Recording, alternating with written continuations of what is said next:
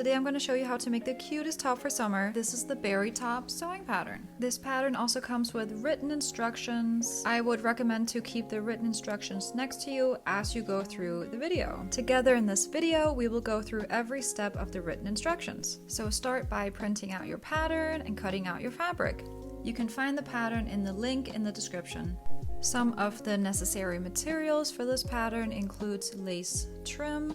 Then we need 3 to 4 buttons, a button presser foot if you don't want to sew your buttonholes by hand, some elastic, and some shirring thread. Now let's get started on the sewing. You start by taking the 2 bust pieces and we're going to gather the top and the bottom. Make sure to leave long thread tails and do not backstitch. This is very important to be able to do the gathering. And the seam allowance will always be in the bottom left corner.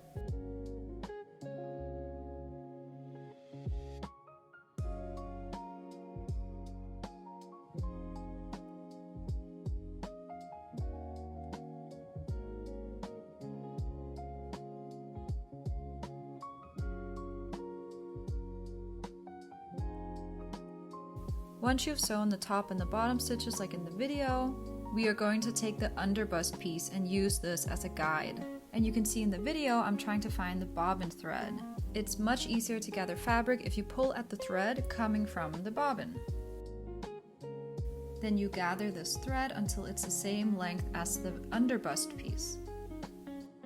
I prefer the look where the gathers are concentrated in the middle of the bust piece, and I would recommend that you do this as well. Now we're going to gather the top of the bust piece. You can see in the video that the sides have gotten a bit more diagonal, so I will gather this thread until those pieces are a bit more vertical again.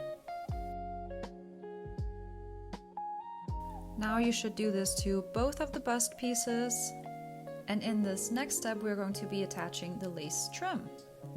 So get your lace trim ready. And you want to attach the lace trim to your bust piece. The lace trim should be facing downwards, and if it has a right or wrong side, the right side should be facing the right side of the bust piece.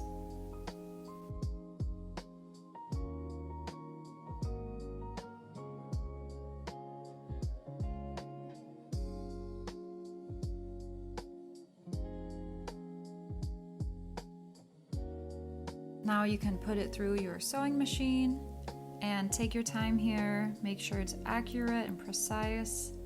You can see that I am stopping occasionally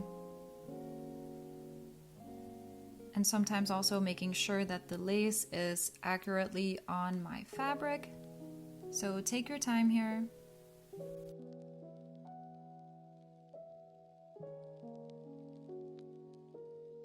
Now, because my fabric tends to fray, I'm just going to sew the edge with a zigzag stitch.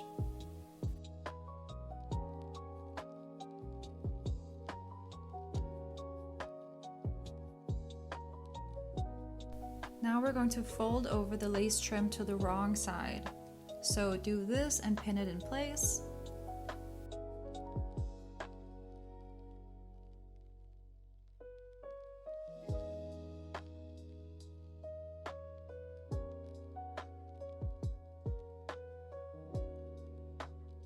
Then you want to sew here at the edge of the fabric. This part can be a bit tricky, so take your time. This is probably the most difficult part of the pattern, but it is very rewarding to take your time, be accurate, precise, and enjoy the process. When I do this step, I like to have my needle on the left side. I would recommend to also experiment with this. Maybe that's also easier for you, but that is especially helpful for me because my lace trim is quite small. Now do this to both of your bust pieces. And now in this next step we are going to prepare the under bust piece. So get out your iron and your ironing board. I'm starting by folding the under bust piece in half, ironing this, and I'm just alternating between the two because the fabric got quite warm. Then I am opening it up and folding each of the edges inwards about 1/4 inch. Make sure to not burn yourself, be careful.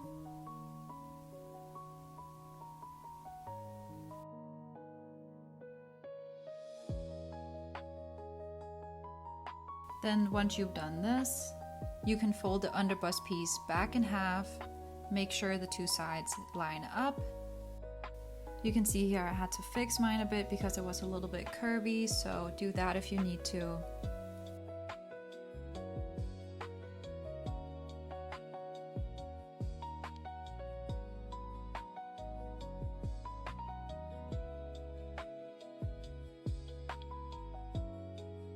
Now in the next step, we're going to be attaching the bust piece to the underbust piece. Attach the underbust piece's right side to the bust piece's wrong side.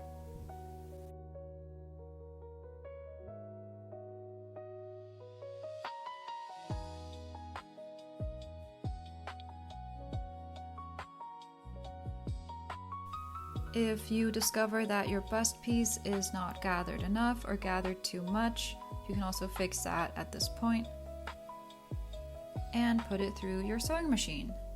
And remember that the seam allowance will always be in the bottom left corner.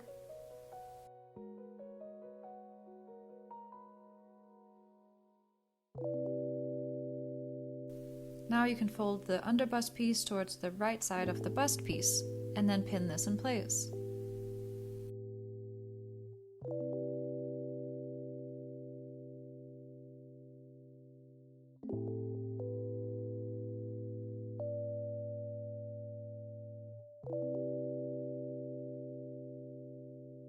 Then I am again moving my needle to the left side and sewing a straight stitch as close to the edge as possible.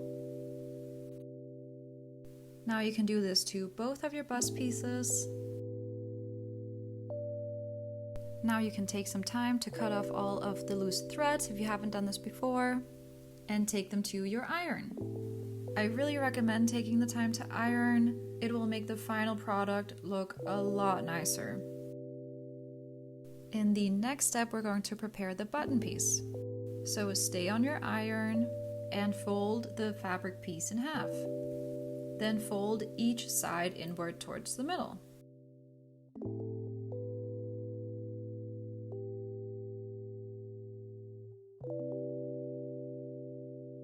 Then once you've folded each side inward towards the middle, you can fold it in half again and give it another press.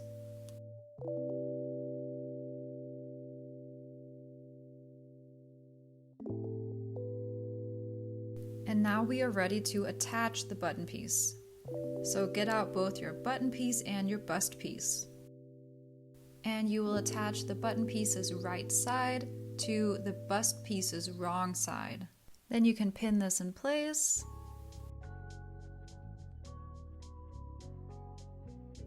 And you can see that the seam allowance is slightly smaller than where the fold is. If you want to use a 1/2 inch seam allowance, that's also perfectly okay. Using a smaller seam allowance here, I think, gives it more flexibility. So after you've sewn this in place, you can fold the button piece on the right side. Then pin this in place. And then we want to sew a straight stitch as close to the edge as possible. When doing these stitches really close to the edge, I like to have my needle on the left side. So I would recommend trying this out. It may be helpful for you as well. There are multiple different methods for how to finish the top of the button piece. If you have a different method that you prefer, feel free to do this. This is the method that I prefer because I think it's easy and it works really well with the lace trim at the top. It also gives you more flexibility, so we make sure that the two bust pieces are the exact same length. So I'm just sewing a zigzag stitch at the top, folding this down towards the wrong side, and then sewing a straight stitch at the top.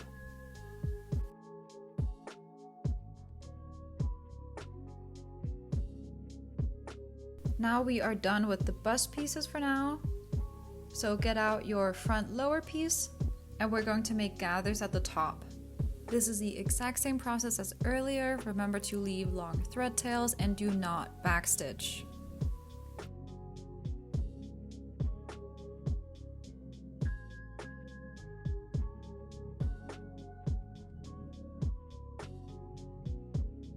Then once I've sewn this continuous thread, I am again trying to find the thread coming from the bobbin and pulling this. I like to concentrate my gathers in 2 areas. I think this gives it a much cuter look. Then you want to gather it so it's the same length as the 2 bust pieces. Make sure to also overlap the 2 button pieces.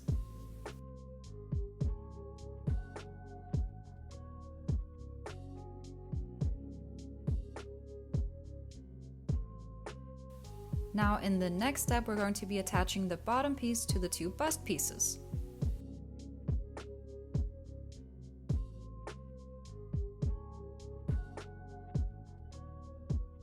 So pin these together and make sure that the button pieces overlap. Then sew a straight stitch.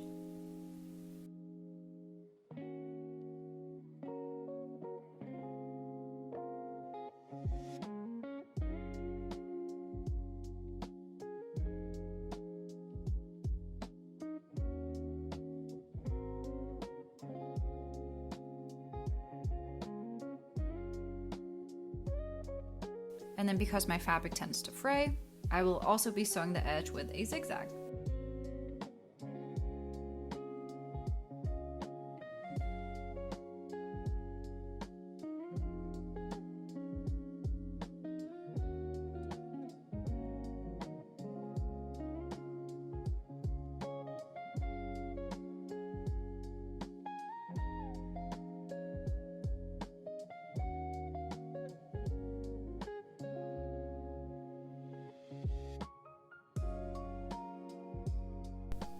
In the next step, we're going to be making the elastic channel at the top of the back piece.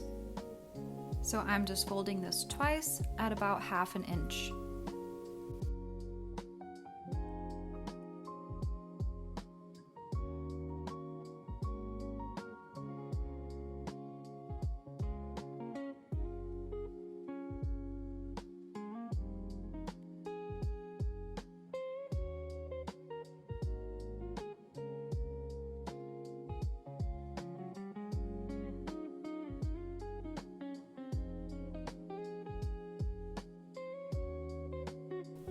Now we're going to press the elastic channel.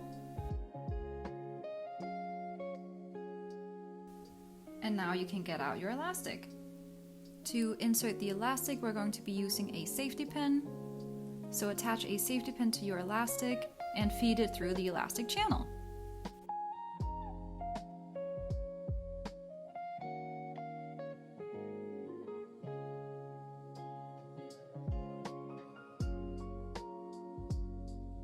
Once the elastic is on the other side, we can sew this in place with a straight stitch.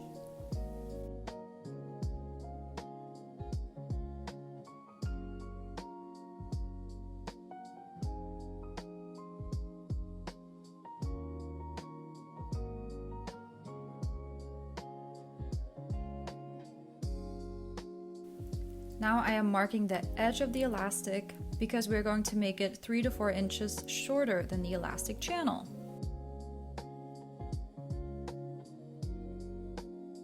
Now I've pulled out 4 inches of the elastic. I will pin this in place and sew a straight stitch.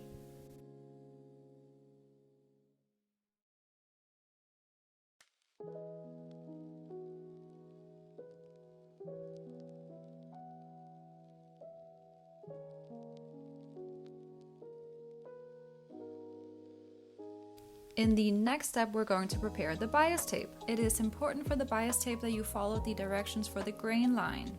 Cutting bias tape correctly means that you will have to cut it on the diagonal of the fabric. So I always like to use this little TikTok hack. And basically putting these 2 pins into my ironing board helps me easily feed through the bias tape.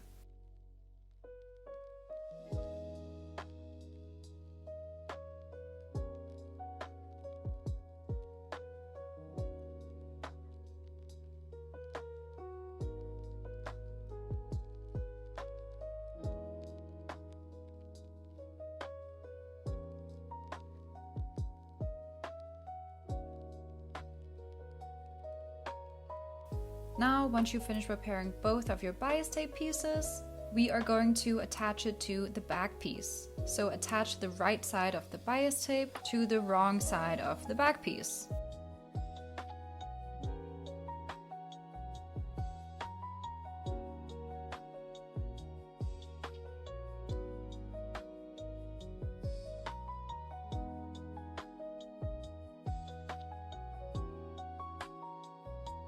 And you want to do this to both sides of the back piece. Now, to make it easier to fold over later, I'm going to trim about half of the excess seam allowance.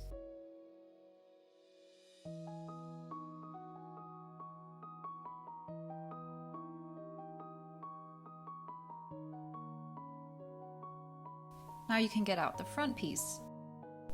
Now, just like before, you can attach the bias tape's right side to the front piece's wrong side. Make sure that the straps are not twisted, and then sew a straight stitch.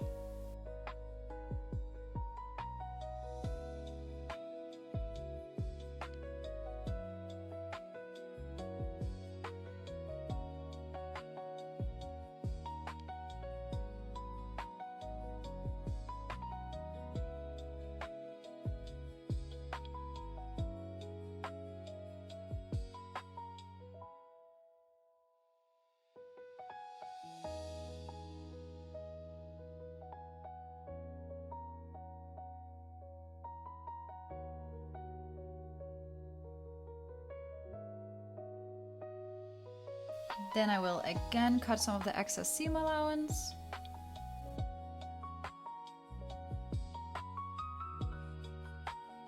Once you've done that on both sides, we are going to be turning the front and the back pieces to the right side. Now you can fold over the bias tape and pin this in place.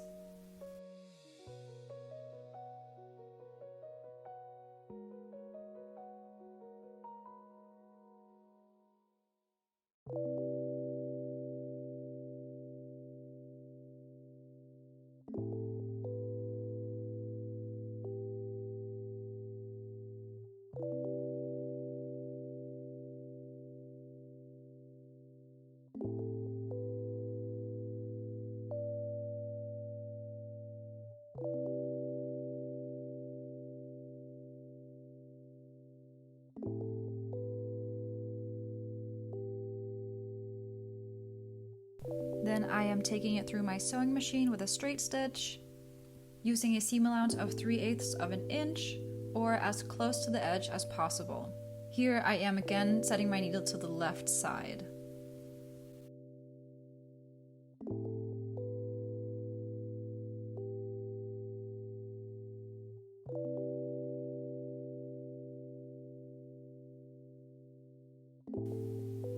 So do that to both the left and the right side. And now in the next step, we're going to attach the front and the back piece. We are going to do this using a French seam. So pin together the front and the back with the wrong sides facing each other and the right side facing yourself.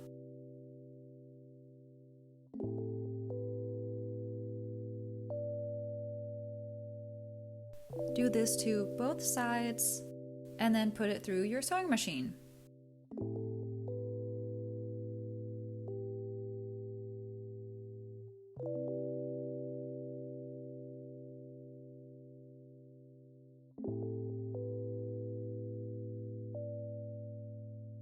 Now I am again cutting some of the excess seam allowance.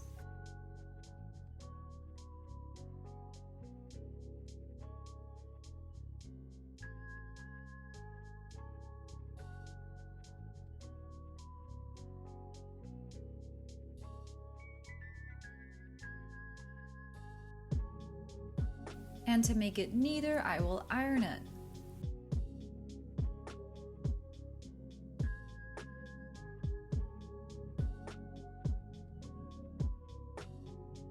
Now I'm turning the top on the wrong side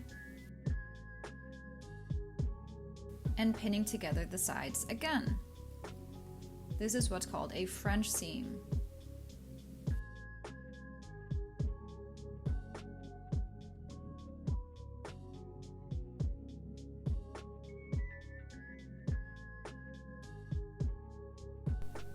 I'm doing this to both sides. The French seam is a great way to conceal raw hems, so I really recommend using this also in the future.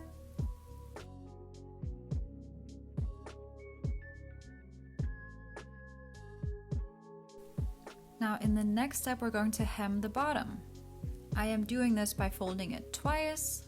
This will conceal the raw hem and give a really nice finish. So do that all around the bottom and then put it through your sewing machine.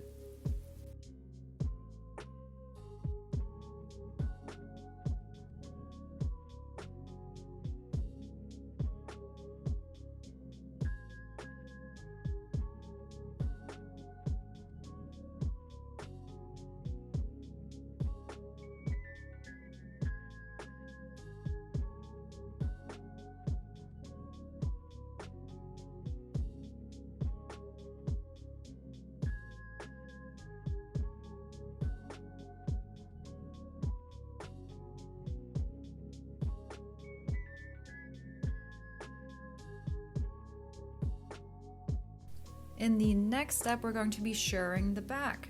If you have never shirred before, you can also sew elastic into the back, but I really recommend trying to shirr. So in the video, I'm just using a washable marker to make the first shirring line.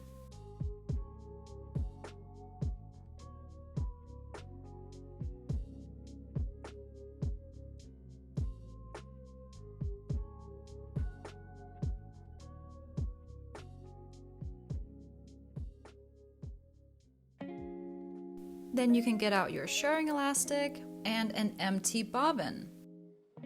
I will also use another bobbin that already has thread on it because I tend to forget which direction the thread is going. So wind your bobbin and make sure that the shirring elastic is relaxed and that you don't pull it as you wind your bobbin. And it's important to note here that you can't use your machine to wind the bobbin with the shirring elastic. You have to hand wind it.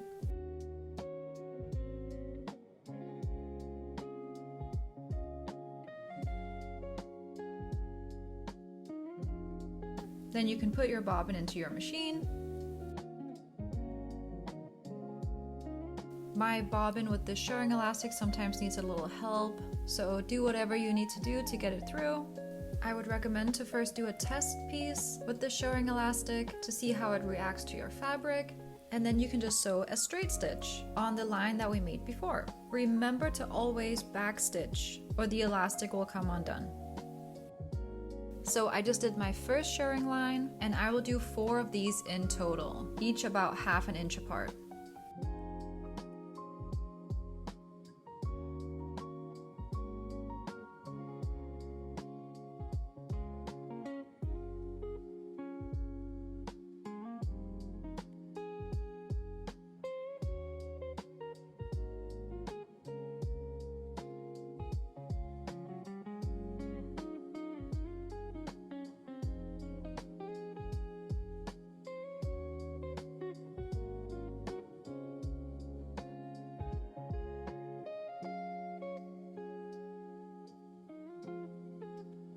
Now I am finishing up my last shirring line. Then to get the shirring to be in its final form, it's a good idea to steam it. I'm not ironing the area, I'm just hovering over it and steaming it. And you should be able to see the elastic contract.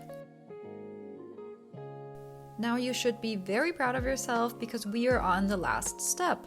Here I am again using my washable marker to draw in where I want my buttonholes to be. I like to draw one all the way at the top, one at the top of the underbust piece, and then one in the middle. Then I will switch my thread back to my normal thread and switch my normal presser foot to my buttonhole presser foot.